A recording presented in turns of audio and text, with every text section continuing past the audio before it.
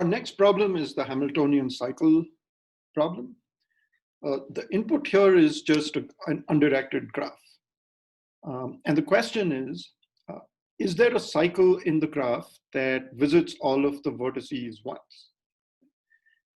And so this is naturally a decision question, right? This is not one of those problems where you take an optimization problem and somehow convert it to a decision problem. The question in its original natural form is already a decision problem.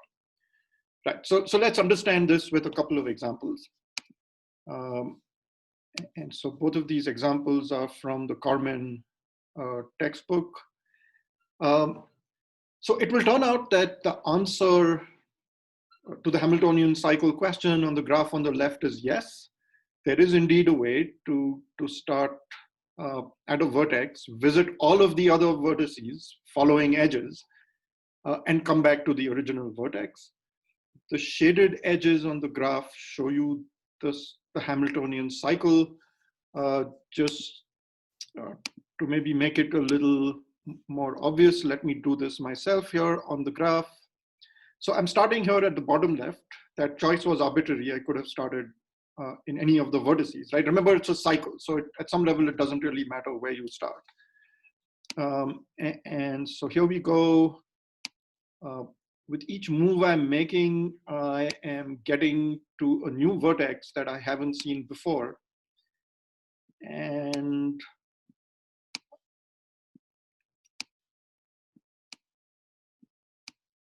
as we proceed through this, you're capturing a new vertex each time.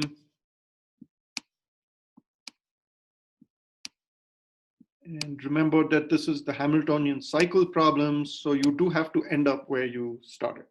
Okay. There is another version or a similar problem called the Hamiltonian path problem, which is also actually NP-complete, where there is not a requirement that you go back to the original vertex. Okay. Right. So anyway, so that's an example of a yes response to that question on a graph. I also here have an example where the answer is no. Now this is a bipartite graph. In a bipartite graph, you take all the vertices, you split them into two parts, such that any edge in the graph crosses over from one part to the other, right? That's the definition of a bipartite graph. And I actually know right up front, without trying anything here, that this graph does not have a Hamiltonian cycle. And the reason is that there happens to be a theorem out there which says that a bipartite graph will definitely not have a Hamiltonian cycle if the number of vertices in each part are not the same. So if I count up the vertices on the left side here, I get 5 vertices. Over here on the right, I get 6. And that immediately tells me that this cannot have a Hamiltonian cycle. I'll let you look up the proof online, but the basic idea is something like this. The basic intuition is, since each edge takes you from one partition to the other,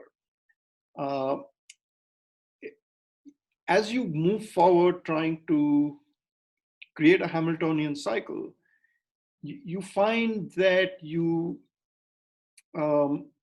in some sense, exhaust the vertices on one side while there are still vertices on the other side left over. Okay, and so that's the reason you're not able to capture all of the vertices and have a Hamiltonian cycle. I mean, we can actually play with this example a little bit. So let's say I start here. I then come here, here, and here, here.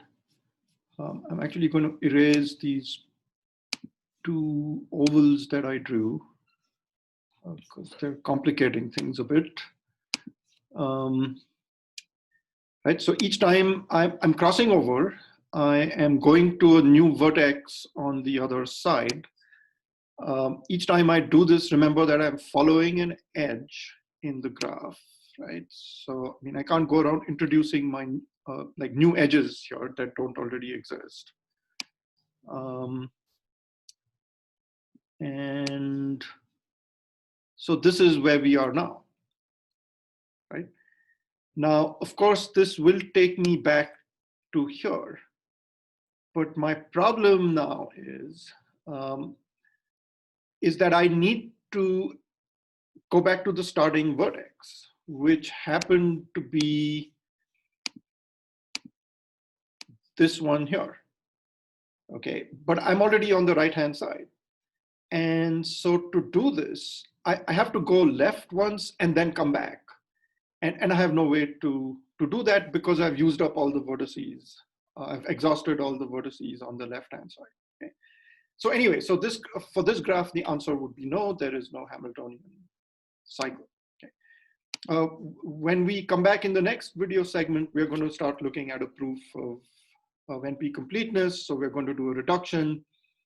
The starting point here is going to be the vertex cover problem. That's our known NP complete problem, which we will reduce to Hamiltonian cycle.